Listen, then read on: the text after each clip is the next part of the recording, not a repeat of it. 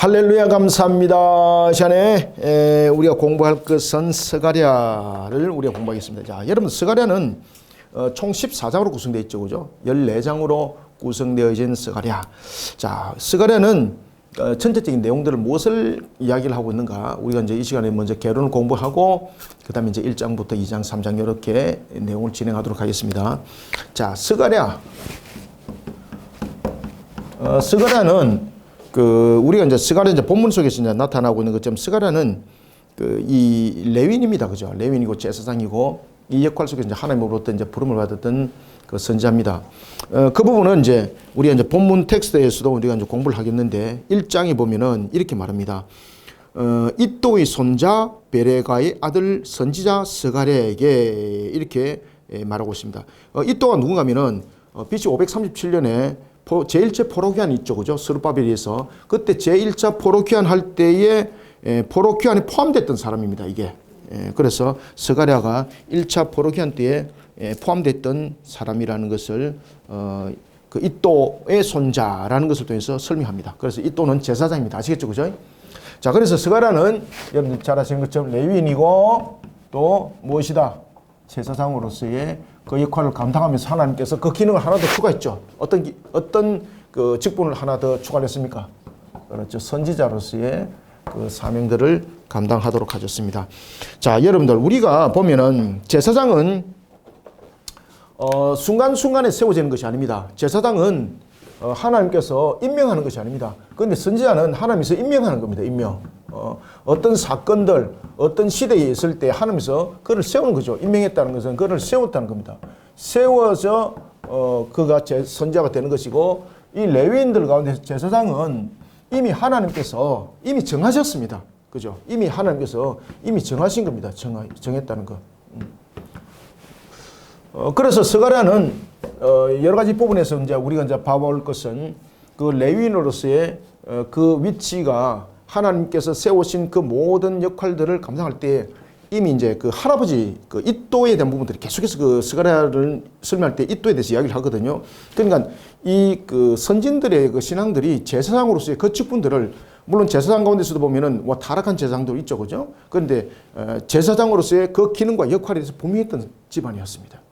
그러니까 스가랴는 자기가 순간에 어떤 하나님으로부터 사명을 받은 것이 아니라 이미 그는 선조로부터 교육을 받아온 단단한 그러한 하나의 신앙적 구조를 가지고 있는 집안입니다. 그를 하나님께서 부르십니다. 이런 스가랴는 성경을 기록하게 되는 거죠. 그래서 스가랴는 저자가 여러분들이 잘 아시는 것처럼 스가랴서 1장 1절에도 보면 그 이야기를 합니다. 다리오 왕 제2년 8째 달에 여호와의 말씀이 이또 손자 베라가의 아들 선지자 스가랴에게 임하니라. 자, 그러니까 이게 이제 우리가 1장을 내용을 보더라도 특히 이제 스가랴가 저자인 것을 우리가 확인할 수 있죠. 그죠? 스가랴서는 저자가 스가랴입니다. 스가랴. 자, 그리고 이제 이 스가랴가 기록한 이 성경에 대한 책명을 이름을 따라서 그대로 스가랴라고 그 이름을 따라서 책의 이름을 명명했습니다. 이것은 뭐 전부 다 공통점입니다. 히브리 원전도 그렇게 말하고 있고, 그 다음에 70인의 역본도 그렇고, 그리고 벌게트역도 그렇고, 번역 성경이 모두 다 스가랴가 저자고, 그 다음에 책명이 스가랴라는 것에 대해 전부 다 통점을 가지고 있습니다. 그래서 저자가 스가랴라는 것과 책명이 스가랴라는 부분에 대해서는 히브리 원전, 히브리 성경, 그 다음에 70인 역본, 그 다음에 벌게트 번역, 벌게트요.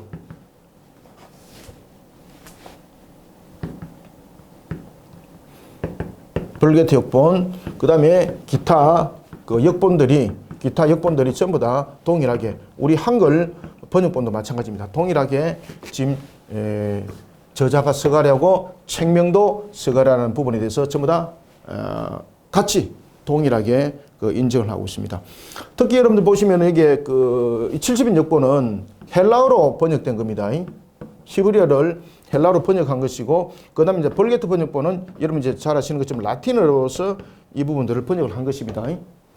처음에는 이제 그 70인 역본도 인정을 하지 못했고, 벌게트도 사실 인정을 받지 못했습니다. 그게 이제 왜 그런가 하면은 히브리인들이 가지고 있는 그 관점 속에서 안 맞는 거죠. 그렇지만 이제 이런 부분들이 성경으로서 굉장히 우리에게 중요한 하나의 이 확인을 하는 역할들을 했던 겁니다.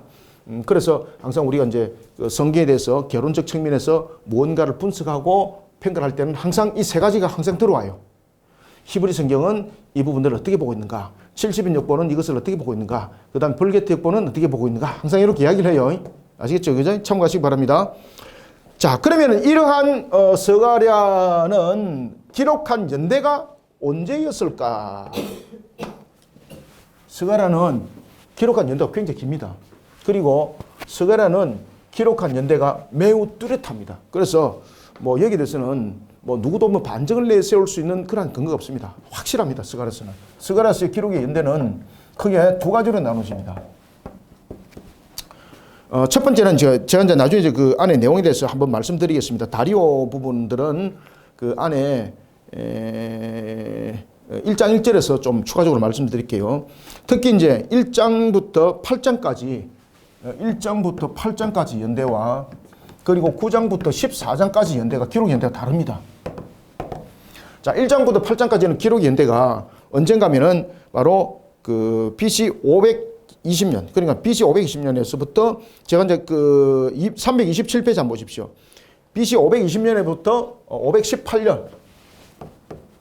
BC 520년에서부터 518년. 자, 왜 이제 이런 부분들 이야기를 하고 있는가 하면은 자, 이 부분들이 그 이미 연도가 명확하게 나타나 있습니다. 그것은 이제 뭔가 하면 이제 그 이 페르시아 제국의 그 역사와 지금 연관되어 있거든요. 그래서 이제 1장에도 보면은 그 부분들 정확하게 이야기를 하잖아요. 그 다음에 이제 1장부터 8장까지 우리가 내용을 여러분 보시면은 우리가 성전에 대한 부분들이 그 하나의 회복의 역사 속에서 이 내용들이 지금 다뤄지고 있습니다. 그래서 그 제가 이렇게 적었습니다. 327페이지 한번 읽어봅시다. 스가랴서는 크게 두 시대를 배경을 하고 있다. 1장부터 8장까지는 성전 재건 전. 그죠? 성전 재건 전. 우리가 이제 성전 재건이 언제 일어났습니까?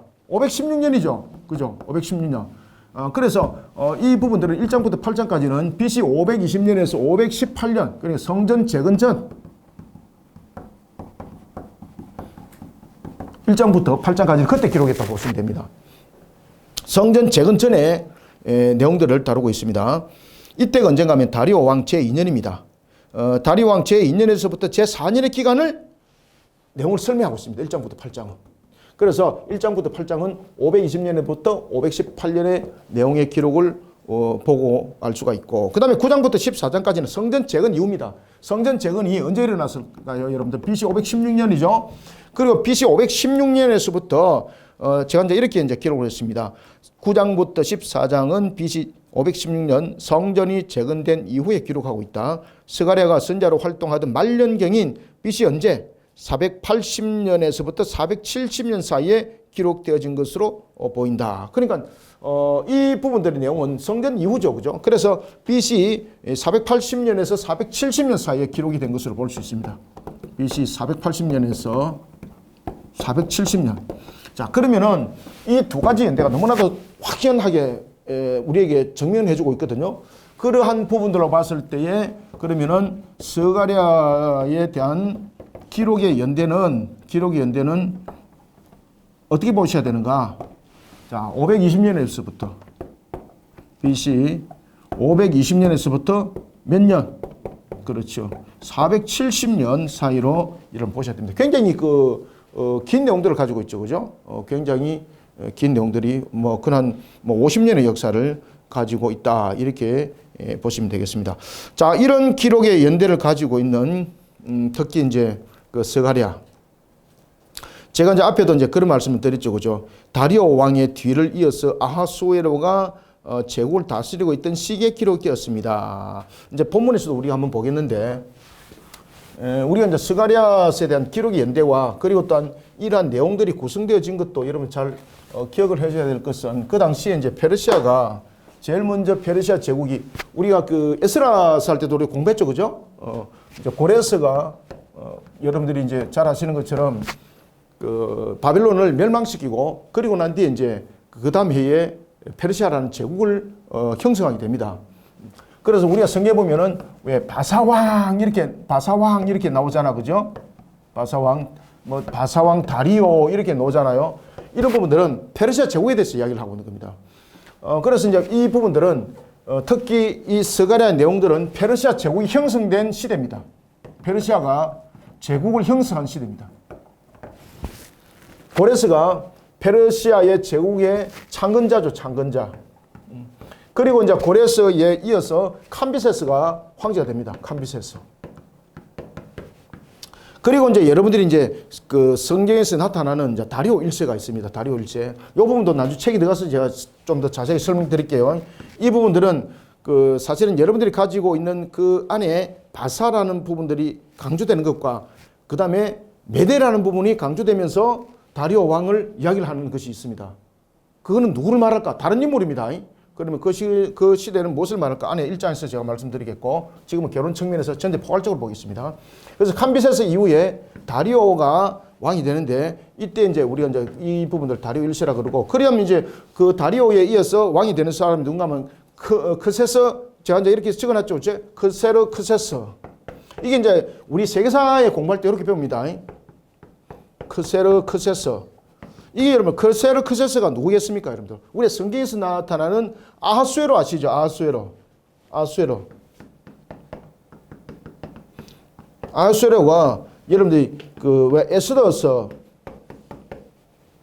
기억나죠, 그죠? 에스더에서 나타날 때 그 하만이 그 자기 말뚝에서 죽지 않습니까? 그리고 이제 나타나는 모르드게.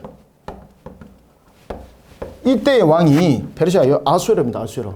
우리는 성경에 아수에로로 표현하고 있는데 역사 속에서는 그것을 크세르크세스라고 이야기를 합니다. 그리고 이제 크세르크세스 이후에 왕이 누가 하면은 아닥사스다입니다. 아닥사스다. 이 아닥사스다는 여러분들이 잘 아시는 이제 에스라와 느헤미야가 포로기환의 지도자가 되죠. 그죠? 그때 그들을 포로기환의 지도자로 세워서 예루살렘으로 돌아가게 한 황제가 페르시아의 아닥사스다입니다. 아닥사스다. 자, 이것은 이제 참고하시면 되겠습니다. 그래서 이제 기록의 연대는 우리가 이제 너무나도 명확하죠. 그죠? BC 520년에서부터 470년 사이에 이 내용들을 짧은 14장이지만은 이런 50년의 긴 역사를 다루고 있는 것이 스가랴이기도 합니다. 자, 그러면은 328페이지 한번 봅시다. 여러분들 가지고 있는 교재 320페이지. 개론 공부할 때는 제가 썼던 책 이것을 가지고 공부한다 그랬죠. 그죠? 자, 그러면은 하나님께서 스가랴를 통해서 그 스가랴를 기록하게 한 목적은 어디에 있을까? 스가랴를 기록한 목적은 어디에 있을까? 목적. 자, 한번 봅시다. 328조 한번 읽어봅시다. 위에서 시작. 바벨론에서 포로된 삶을 살아왔던 이스라엘 백성들이 스룹바벨 지도자로 하여 예루살렘으로 돌아온다. BC 537년의 역사는 이런 사실을 증가하고 있다. 그리고 이어지는 BC 536년에 있었던 예루살렘 성전의 재건 사역은 하나님의 나라를 다시 일으키는 중요한 포인트가 된다. 자, 여기서 이제 문제가 생기게 되는 거죠. 자, 그들이 예루살렘으로 돌아왔습니다. 그때가 이제 BC 537년에 이때에 여러분이 잘 아시는 것처럼 이제 고레스 칭리에서 그들이 돌아오지 않습니까? 그리고 이제 성전이 536년부터 이것이 이제 재건이 되어지는 속에서 성전이 재건이 이루어지는데 그들이 이 성전이 재건을 하다가 534년에 중단을 합니다. 중단. 그죠? 이런 부분들을 우리가 여러분 잘 아셔야 됩니다. 그래서 여러 가지 부분에서 그들이 성전을 중단하였더라. 그죠? 536년에서 그들이 와서 성전을 중단하였더라. 이때가 기초석을 놨을 때입니다. 기초석을 놨고 성전 재건을 하지 않습니다. 왜 성전 재건을 하지 않았을까요? 두 가지 이유가 있죠. 제가 책에도 써놨죠. 그죠? 두 가지 큰 이유가 있죠. 중단한 이유가 첫 번째는 경제적 문제, 두 번째는 자신들의 안보에 대한 문제. 경제적 문제 속에서는 예루살렘이 완전히 그냥 황폐한 곳이 되었다 보니까 자신들이 성전을 짓는데 전력을 할 수가 없었습니다. 먹고 사는 것에 문제가 생겼던 거죠. 그래서 자신들의 여러 가지 부분에서 경제적 여건 속에서 나타나고 있는 어떤 경제적 어려움들, 그런 궁핍함이 생기게 되는 거죠. 궁핍함이. 그러니까 이 부분들을 자신들이 궁핍함을 그들이 겪게 되니까 이런 부분들을 더 이상 이런 상태 속에서 성전을 지을 수 없다는 거죠. 그 다음에 안보적 측면에서는요. 그 다음에 그 주변의 이방인들이 늘 호시탐탐 노리고 있었습니다. 왜 그런가 하면은 자, 성전이 세워진다. 그 다음에 하나의 성벽이 세워진다. 이것은 무엇을 말하고 있는가 하면은 관할권이 형성됐다는 얘기입니다. 관할권. 자, 예루살렘은 그 당시에 성전이 무너지고 그 다음에 성벽이 다 무너졌잖아요. 그러면은 자치권이 없다는 이야기입니다. 그리고 그 당시에 이 예루살렘을 누가 다스렸는가 하면 사마리아 족속이 다스렸습니다. 사마리아 족속이.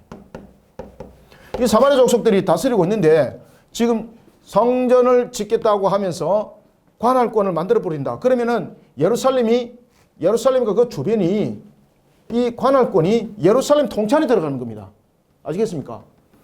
물론 이제 그럼에도 불구하고 페르시아 제국에서 전체적인 다스림을 합니다만은 이런 하나의 지자체, 지금 우리로 말하면 지자체 아시겠죠, 그죠? 뭐 경상북도, 경상남도, 그다음에 뭐 전라도 뭐 이런 식으로 자치권 있지 않습니까? 그런 식으로 페르시아 제국은 전체 자치권을 형성하면서 있었습니다. 그런데 그 자치권 형성할 때도 공격용 무기가 아니라 방어용 무기, 그래서 무기 같은 것도 굉장히 페르시아 제국에서 그것을 관할을 했습니다. 자, 이런 측면에서 사마리아가 지금까지 예루살렘을 다스려 왔던 부분들이 이 성벽이 세워지고 성전이 세워짐으로써 자신들의 첫 번째 경제적 부분들, 두 번째 종교적 부분들, 세 번째 정치적 부분에서 실효가 사라지게 되는 거예요. 이해됐죠, 그죠? 그래서 이 관할 자치권에 있는 이 부분들이 형성되면서 이 예루살렘 지역과 예루살렘뿐만 아니라 그 주변 지역이 함께 영향을 받게 되어 있습니다. 주변 지역을 함께 다스리거든요. 그러다 보니까 이 사마리아 족속들이 가지고 있는 부분에서 첫 번째 경제적 부분에 나타나고 있는 부가 빼앗김을 당한다. 이래 보는 거죠. 그 다음에 두 번째 종교적 문제. 사마리아 종교로서 전부 다 다스리는데 이제 그 부분에서 구별이 된다는 것이죠. 그 다음에 이제 세 번째는 정치적 부분이에요. 정치적. 이 정치적 부분들에 대해서는 군사적 부분들이 함께 가미되어져 있습니다. 이런 실효가 발효되지 못하는 겁니다. 성벽이 세워지고 성전이 세워지게 되면. 아시겠죠, 그죠? 그래서 이방인들이 공격을 하는 거예요, 여러분들. 왜 공격하는가 이유를 아시겠죠, 그죠? 이런 속에 자신들의 안보가 불안했던 겁니다. 그러니까 이 기초석만 놓고 성전을 세우기를 포기를 하는 겁니다. 자, 그 이후에 이제 여러분들이 이제 잘 아시는 것처럼 하나님께서 한 선자를 세워서 학계를 통해서 하나님께서 너희들이 어찌하여서 성전을 세우기를 더디하느냐. 그러니까 성전은 세우는 것은 건물에 대한 포인트가 있는 것이 아니라 하나님과 관계 회복이라 그렇죠, 그죠? 그러나 이런 하나님과 관계 회복 속에서 그들이 그 성전을 재건하는 부분에서 전부 다 망설이게 됐던 거죠. 자, 그러면서 이들이 세월이 이렇게 흘러갔습니다. 중단한 날로부터 12년. 그죠? 그때가 언제입니까? BC 520년입니다. BC 520년. 자, 이때 이제 BC 520년에 성전을 어떻게 합니까? 재건하는 활력이 여기에 불어 넣어지게 됩니다. 자, 그리고 난 뒤에부터 이제 이 성전이 4년간 지어지고 BC 516년에 성전이 재건되는데 이때 이 재건된 성전을 무슨 성전이라고 말한다? 지도자의 이름을 따서 스룹바벨 성전이라고 말한다. 공부했죠, 그죠? 자, 요때에 학계를 통해서 하나님께서 말씀을 줍니다. 그리고 또한 이 부분들이 중심이 되어서 자, 이때 나타나죠, 그죠? 이 부분들이 이제 중심이 되어서 하나님께서는 학계를 통해서는 하나님께서 책망하게 하시고 그리고 스가랴를 통해서는 하나님께서 어떻게 합니까? 독려하게 하시고 성전을 짓는 일에 힘을 다하게 하는 겁니다. 그래서 스가랴서가 기록하게 됐던 가장 큰 목적은 무엇입니까? 성전을 세우는 부분에 있어서 학계는 촉구하는 역할을 했다면 스가랴는 독려하고 격려하고 위로하는 역할. 그래서 스가랴서가 보면은 8가지 환상이 1장부터 내용이 전개되집니다. 그 8가지 환상이 하나님께서 그들을 향해서 은혜를 베푸실 뿐만 아니라 이방인들을 향하여서 불신 세력을 향해서 어떻게 하나님께서 그들을 멸하고 심판하시는가라는 부분들이 조명되어지고 있는 것입니다. 이해됐죠, 그죠? 그래서 읽읍시다. 자, 그러나 BC 534년 내적인 삶의 궁핍함. 그렇죠. 내적인 삶의 궁핍함. 그 다음에 두 번째, 대적들의 방해로 성전 재건 사역은 중단된다. 왜 중단됐는가 여기에서 제가 설명 다 했죠. 그죠? 그 당시에 이 사마리아 족속들이 주변으로 예루살렘이 성벽을 쌓고 성전을 세우게 되면 자신들의 경제적 다스리는 관할권이 줄어들게 되고 그 다음에 종교적 부분에서 영향을 미치지 못하게 되고 정치적, 군사적, 요소적 부분에서 구빈되니까 이들이 가만둘 수가 없는 거예요. 그러니까 이런 공격이 가해지니까 이들이 방어력이 없잖아요.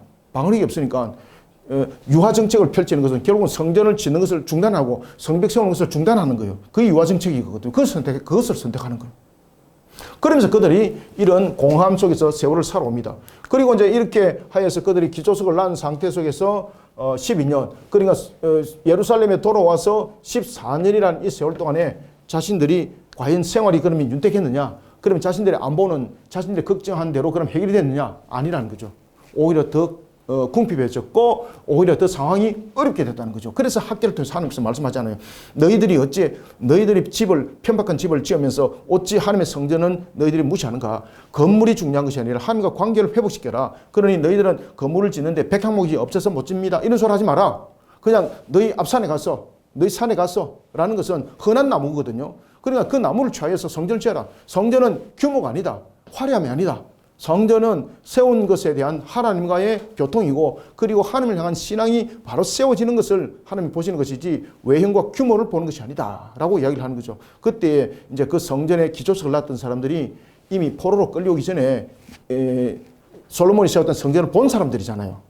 그러니까 기초석이라는 것은 성전의 규모를 말하고 있는 거거든요. 그걸 기초석을 보면서 굉장히 그들이 슬퍼했다. 그러니까 하나님께서 어떻게 하면 책망하잖아요. 너희들은 어찌 규모를 보고 화려함을 보고 너희들은 화려함과 덜 화려함을 가지고 너희들은 말을 하느냐. 성전은 하나님과의 그 하나의 교통적 부분, 관계 회복이라는 것을 너희들이 알지 못하느냐. 그럼 책망을 받죠. 그런 일들이 일어납니다.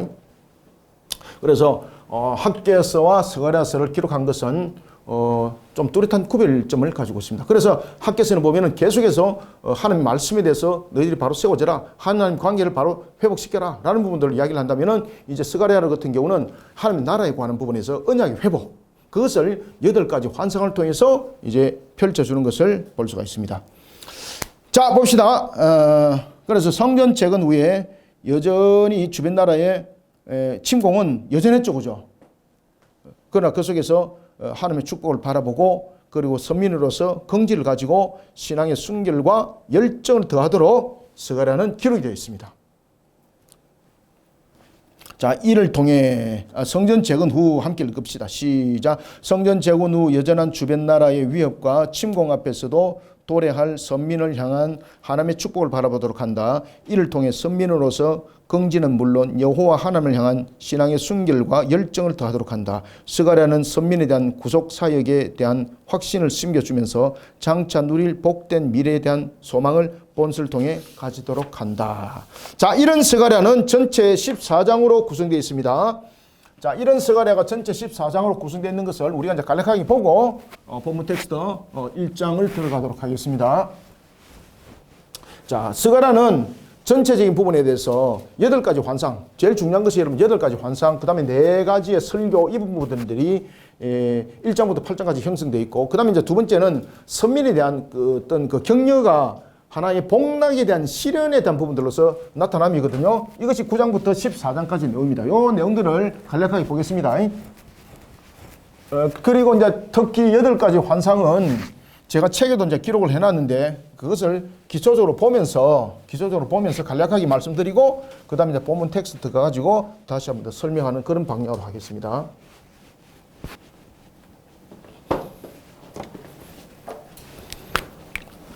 자, 스가랴를 전체적으로 보면은 우리가 두 구성 요소를 우리가 볼 수 있다 그랬죠, 그죠? 첫 번째는 1장부터 8장까지, 그 다음에 9장부터 14장까지 내용을 우리가 보면은 1장부터 8장까지는 전체적인 내용이 뭔가 하면은요, 8가지 환상입니다. 8가지 환상. 8가지 환상. 그 다음에 두 번째, 4가지 설교가 나타납니다. 4가지 설교.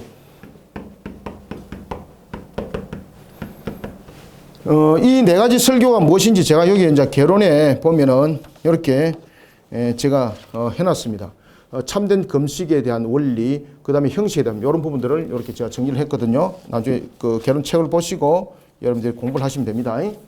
자, 1장부터 이와 같이 8장까지는 이러한 내용들을 그 전체적으로 설명을 하고 있습니다. 자, 그러면서 1장부터 8장까지 내용은 8가지 환상과 4가지 설교에 대해서 그러면 어떻게 구별하고 있는가. 자, 특히 이제 8가지 환상은 1장부터 집중적으로 6장 속에 나타납니다. 1장부터 6장. 자, 1장부터 6장 속에는 보면은 요 8가지 환상이 이 속에 나타나고, 그 다음에 이제 7장부터 8장까지입니다. 7장부터 8장까지는 요 두 번째, 네 번째 설교가 요 속에 들어갑니다. 요 속에. 제가 뭐 안 써도 이제 아시겠죠? 그죠? 자, 그럼 이제 8가지 환상은 왜 8가지 환상을 줬는가? 이유를 아셔야 되지 않나요? 그죠? 자, 8가지 환상을 준 이유가 무엇입니까? 환상을 준 이유. 그것이 1장부터 6장 속에서 우리에게 증가하고 있습니다. 8가지 환상을 준 이유.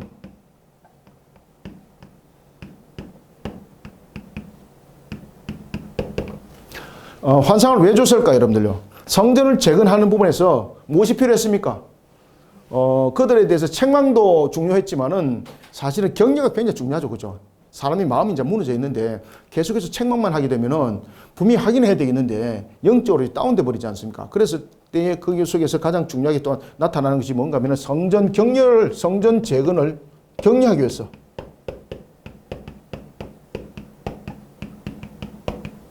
격려. 그 격려를 위해서 8가지 환상이 주어지는 겁니다. 8가지 환상이. 자, 그 다음에 그러면 4가지 설교는 하나님께서 왜 4가지 설교를 줬는가? 특히 이제 4가지 설교는 이게 예루살렘의 회복에 대한 의미를 가지고 있는 겁니다. 4가지 설교는 예루살렘의 회복이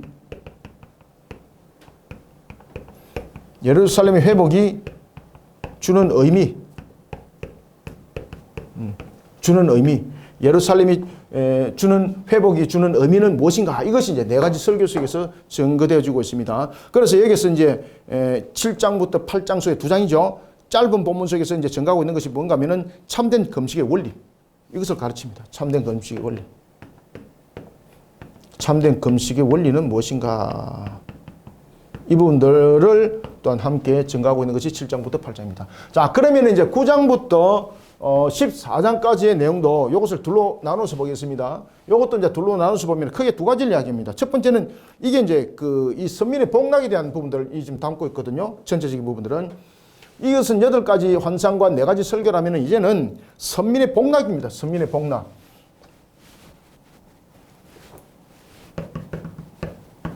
선민의 복락. 선민의 복락을 하나님께서 어떻게 실현할 것인가, 어떻게 그 모든 것을 이루어갈 것인가 라는 것에 대해서 9장부터 14장이 그 내용을 증거를 하고 있습니다. 자, 그러면은 이 부분들을 이제 둘러서 나눠보면은 9장부터 11장입니다. 자, 9장부터 11장. 그리고 12장부터 14장. 이렇게 나누시면 돼요. 자, 그러면 9장부터 11장을 통해서는 선민의 복락의 실현에 대해서 하나님께서 무엇을 말하는가? 자, 특히 이제 선민의 복락 속에서 가장 중요한 것은 여러분들요, 메시아를 통하여서 하나님께서 이 언약을 회복시키는 부분들이 굉장히 중요하게 작용을 하고 있죠. 그래서 메시아에 대한 도래를 이 속에서 선민의 복락을 어떻게 실현할 것인가 하면서 메시아에 대한 부분들. 그러니까 이것은 그 당시에 이 메시아는 2가지 성격을 가지고 있습니다. 이 메시아는 하나님께서 권한과 권세를 줘서 그 역할들을 감당하는 메시아가 있고, 그 다음에 이제 미래적 측면에서는 우리의 구세주로서의 이 땅에 오시면 메시아를 말하고 있는 겁니다. 그래서 이 부분들은 2가지를 함께 보셔야 됩니다. 그들은 유대인들이 가지고 있는 메시아 사상은 우리가 가지고 있는 메시아 사상과 좀 달랐습니다. 그들은 마카베와 같은 하나님의 부름을 받아서 자신들이 옛날에 이제 헬라 제국의 그 수모를 당했지 않습니까? 그 수모로부터 자신들을 해방시키는 그런 역할을 하는 사람을 그런 메시아로 본 겁니다. 근데 우리는 이제 메시아가 무엇입니까? 하나님이 이 땅에 오셔서 우리의 구원 사역을 이루심이죠. 따라서 9장부터 11장까지는 시대적 측면에서의 메시아와 그리고 미래적 측면의 메시아 2가지를 함께 다 설명하고 있어요. 그래서 여기서 이제 메시아는 무엇입니까? 누군가에 의해서 하나님께서 누군가를 세워서 이스라엘을 회복시킬 것, 이런 부분들을 말하고 있죠. 그러니까 이 두 가지를 함께 다 담고 있는 겁니다. 시대에 관한 부분들, 그 다음에는 미래적 측면에서의 메시아, 이런 부분들을 9장부터 11장이 함께 말하고 있습니다. 그래서 메시아의 도래를 통한 선민의 회복, 메시아의 도래를 통한 선민의 회복, 선민의 회복을 9장부터 11장이 담고 있습니다. 그래서 9장부터 11장까지는 상징적 의미가 그 속에 많이 담기가 있겠죠. 그죠? 왜 그런가 하면 이제 미래적 측면의 내용들을 이야기를 할 때는 하나 역사적 부분들로서 강조점이라기보다는 하나 여러 가지 환상적 측면을 통해서 강조하는 부분들이 있는 것이죠. 그런 부분들이 요점을 이루고 있습니다. 그 다음에 이제 12장부터 14장까지는 자, 메시아에 관한 순환. 그냥 이런 부분들은 마치 이사야서 53장을 보는 것과 같습니다. 선민의 복락은 어떻게 실현되는가? 여러분들, 우리의 복락은 어떻게 실현됩니까? 어디서 실현됩니까? 새로운 새 땅. 그죠? 새로운 새 땅. 우리의 영원한 천국. 그 속에서 실현이거든요. 그러나 이제 여기 스가랴를 통해서 선민의 회복에 대한 실현을 이야기할 때는 그 시대와 미래를 함께 제가 설명한다 그랬죠. 그죠? 이런 부분에서 또한 선민의 복락에 대한 실현을 어떻게 무엇으로 또한 그것을 말씀하시는가? 이 메시아가 당하는 그런 순환, 그 다음에 그 순환이 세상의 끝이 아니라는 거죠. 그 순환 이후에 누릴 하나의 선민의 복락이 있다는 것을 12장부터 14장 이야기합니다. 그래서 12장부터 14장까지는 선민의 복락의 회복을 위해서 첫 번째 메시아의 무엇입니까? 그 순환사를 이야기합니다. 순환. 그 다음에 두 번째는 그 순환 이후에 세상 끝날에 누릴 선민의 복락입니다.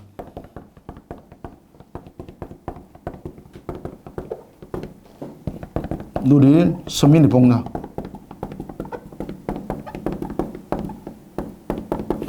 왜 이제 이런 부분들에서 메시지를 주는가 하면은, 자, 스가랴를 통해서 동료를 받았습니다. 스가랴서는 기록 연대가 한 50년 정도 이렇게 격을 두고 있다고 그랬죠. 그죠? 자, 처음에는 성전을 세우기 전에 기록이 담겨져 있고, 이 부분들이 1장부터 8장까지고, 그 다음에 성전이 세우고 난 이후죠. 그죠? 성전이 세우고 난 이후에도, 제가 앞에도 말씀드렸죠. 성전을 세우고 난 이후에도 그들에게 여전히 어려움들은 있었을까, 없었을까요? 그렇죠. 그 다음에 이방인들로부터, 특히 사마리아 족속들로부터 위협이 있었을까, 없었을까요? 있었죠. 그럼 그들이 낭망을 하잖아. 그죠? 야, 우리가 성전을 세울 때 그렇게 하면은 이방인들이 하나님에서 물리쳐질 줄 알았는데, 우리의 환경들이 회복될 줄 알았는데, 이러면 이게 문제 생기잖아. 그죠? 그래서 복락은 어디에서 있는가라는 것을 신앙으로 미래를 바라보게 만들어요. 그래서 이것이 하나의 예언적 내용 속에서 메시지를 담고 있습니다. 예언적 메시지. 메시지 성격을 가지고 있습니다.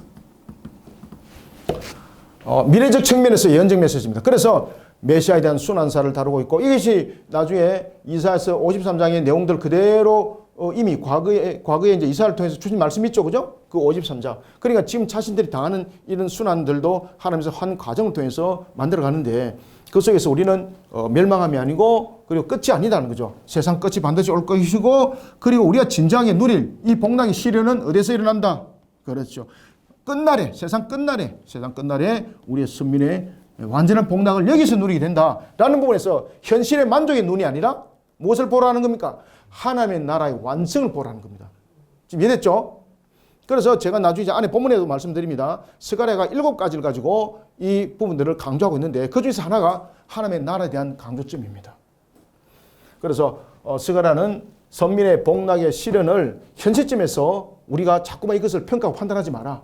하나님께서 우리의 구원의 완성을 이루어서 진정한 복락은 어디서 일어난다? 세상 끝날에 우리의 진정한 복락이 이 속에서 일어난다. 이것을 우리가 신앙으로 바라보면서 달려가야 된다. 그러면서 우리가 지금 현재 당하고 있는 어려움과 고난도 신앙으로 극복해 나가야 된다. 이것이 스가랴서가 증거하고 있는 내용들입니다. 이해됐습니까? 자, 이런 스가랴서를 우리가 이제 개론 공부했고, 그리고 또 이어서 자, 텍스트 1장부터 또 공부를 함께 하도록 하겠습니다. 자, 결론 여기까지 하겠습니다. 감사합니다. 수고하셨습니다.